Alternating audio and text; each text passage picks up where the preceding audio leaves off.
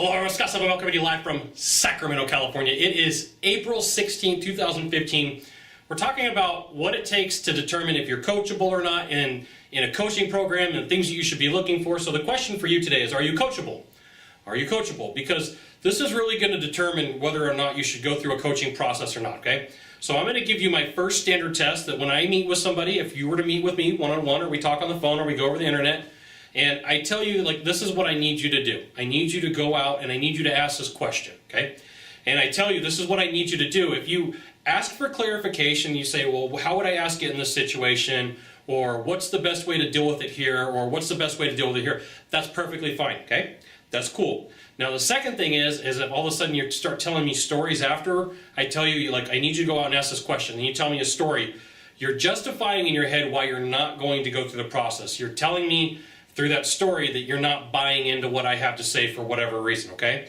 So the question for you is, are you coachable? So when somebody tells you what to do, are you asking questions for clarification because that's the right thing to do? Like, I don't understand, help me understand, what happens if this goes on? Or are you telling a story? Because if you're telling a story, you're justifying to yourself why, and you're giving yourself all the reasons why you're not going to follow through, okay?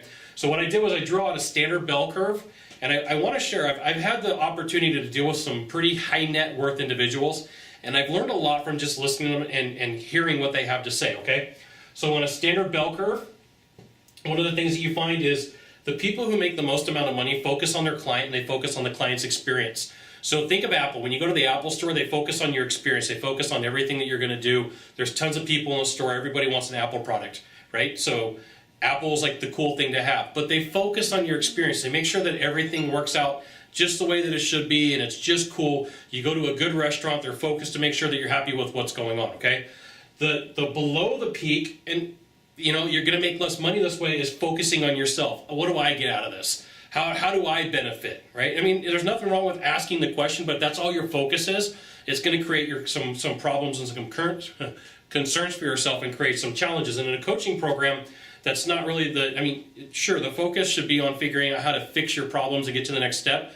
But beyond that, the focus should be on your clients. On like, how do I give them the best experience possible?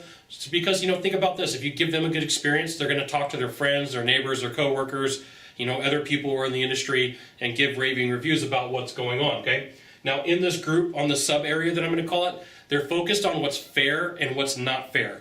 And you can't really get anywhere in life being stuck on what's fair and what's not fair. Oh, it's not fair that he gets that, or it's not fair that she gets this, or it's unfair that you're doing this to me. You know what? I meet entrepreneurs that have had adversity in their life that you wouldn't believe, and you're like, man, if that guy can do it, I can do it too, okay? So you have to let go of if it's fair or unfair. That'll just eat you alive, and it'll create issues for you because it really doesn't matter. In the grand scheme of things, like when something isn't fair, like now all of a sudden the clouds don't open up and then like all of a sudden, you know, the gods hand you s'mores, which would be really freaking cool because I like s'mores, right? But it doesn't happen. And so, you know, you get caught up in fair versus unfair, just like complaining leads to more complaining. Talking about what's fair and unfair, it leads to more people pulling in and bandwagoning, and you just don't want it, okay? So, you know, the question for you is, are you one of these people who get caught up in that's not fair, that's unfair, right? It's going to create some challenges for you. And then the last thing in here, do you get caught up in what everybody else is doing?